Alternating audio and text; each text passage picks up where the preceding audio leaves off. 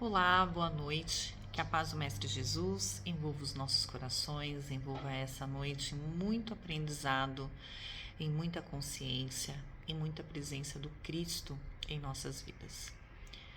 Para o tema de hoje foi sugerido o livro Caminho, Verdade e Vida, capítulo 109, e o tema é Acharemos Sempre.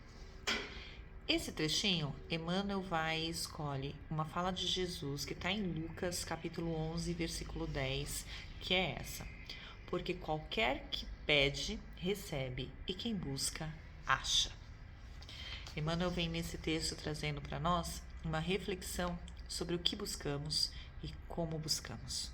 Uma reflexão sobre a nossa vigilância com relação à maneira como nós atuamos na vida e a maneira como nós pensamos. Então, assim, Emmanuel já começa esse texto falando o seguinte, ó: ao experimentar o crente a necessidade de alguma coisa, recorda maquinalmente a promessa do Mestre, quando assegurou resposta adequada a qualquer que pedir. Isso já vem para nós uma reflexão, porque quem de nós, em algum momento, já não pensou assim: olha, eu peço, mas meus pedidos não são atendidos. Eu peço tal coisa, eu nunca vejo isso acontecer. Em algum momento, a gente já se deparou com essa situação. E olha o pensamento de Jesus aqui, né? Emmanuel explicando um pouco melhor, nos trazendo um pouco mais de lucidez sobre esse pensamento. A resposta ao que nós pedimos será adequada àquilo que de fato nós precisamos. Então é interessante a gente pensar que a gente quer muita coisa como uma criança, às vezes, sempre faço essa comparação da gente com crianças, né? Queremos muitas coisas no nosso tempo, mas nem tudo que a gente quer é de fato aquilo que a gente precisa, de fato aquilo que a gente procura. Ou que a gente necessita para passar, para se fortalecer, para estar na nossa caminhada. Então, entender isso é um ponto bastante importante para que a gente perceba que estamos recebendo, né, pedindo e recebendo de acordo com o nosso merecimento e com a nossa real necessidade, ou de acordo com a necessidade adequada para cada um de nós. A resposta vai ser adequada àquilo que a gente pede. E pensar nisso é alinhar muitas vezes o que nós pedimos. Às vezes, eu vou utilizar aqui um exemplo que é assim: às vezes nas nossas preces estamos pedindo por paz, por saúde, que Deus nos dê muita saúde. E no nosso dia a dia nos comportamos de maneira desordenada, de maneira desorganizada, de maneira às vezes até irresponsável com relação à nossa saúde. Nós pedimos uma saúde inquebrantável do Mestre, mas nos alimentamos mal, dormimos mal, fazemos escolhas sobre a nossa alimentação infeliz, praticamos excessos de toda a natureza e estamos pedindo por uma saúde.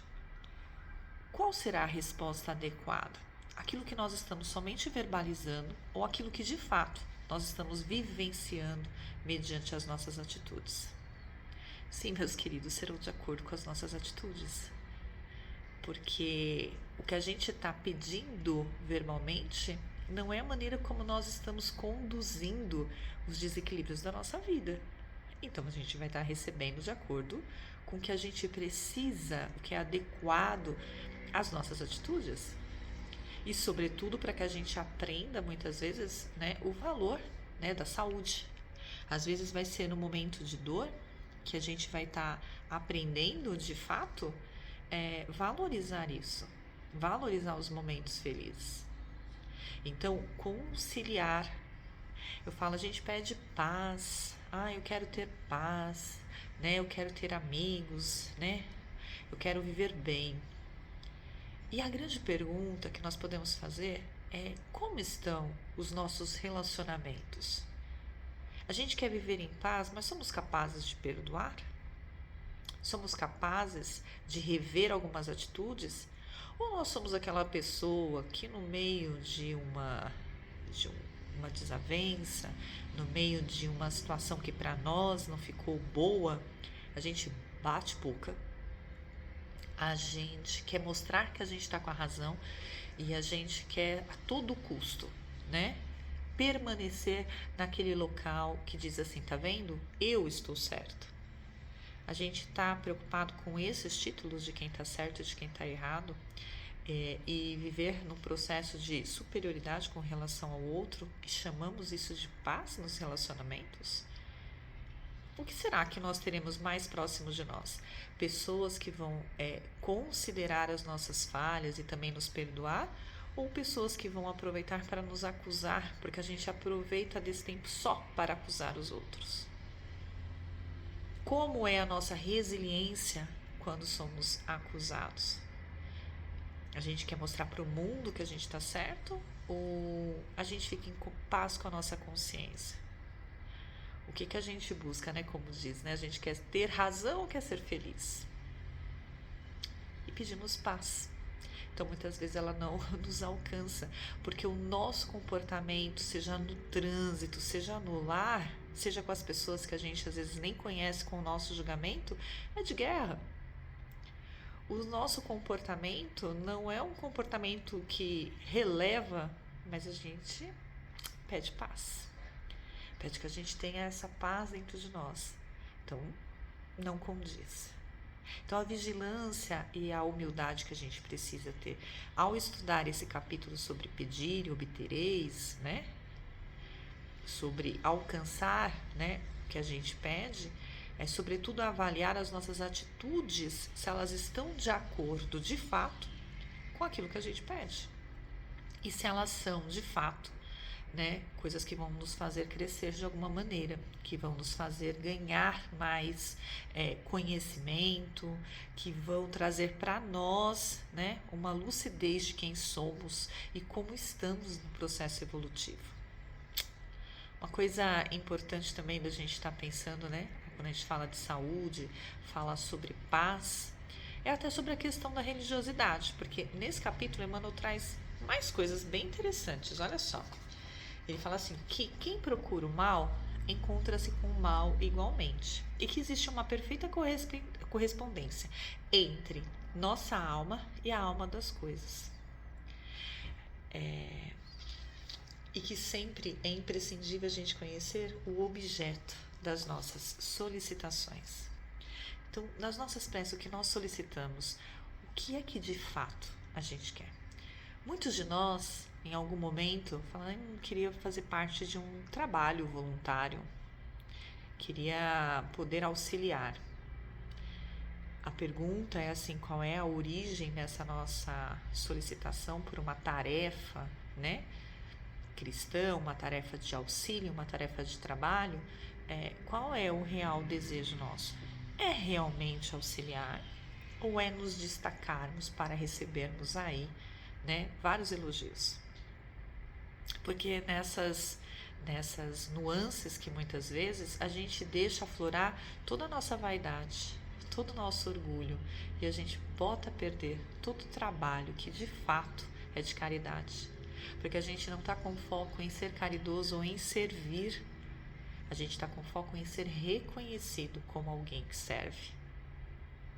Então tem coisas, né, que a gente pode fazer no nosso silêncio. Então, que a gente preste atenção. Às vezes eu falo, eu queria um trabalho, que aparecesse para mim, de fato, um trabalho voluntário, um trabalho que fosse, que eu pudesse estar auxiliando outras pessoas. Vamos prestar atenção se esse é o nosso propósito de verdade. Porque nessa vigilância e nessa atenção, a gente consegue, com carinho e com amor, nos colocarmos novamente nos caminhos, avaliar as perspectivas e onde nós estamos depositando a nossa confiança, a nossa fé, os nossos propósitos, a nossa realidade. Falando aqui, né, de religiosidade, quem procura defeitos, quem perde muito tempo querendo mostrar que tem razão, querendo provar para os outros sobre alguma coisa, no campo da religiosidade, quantas pessoas ficam buscando ali alguma maneira de desacreditar o outro sobre a religião?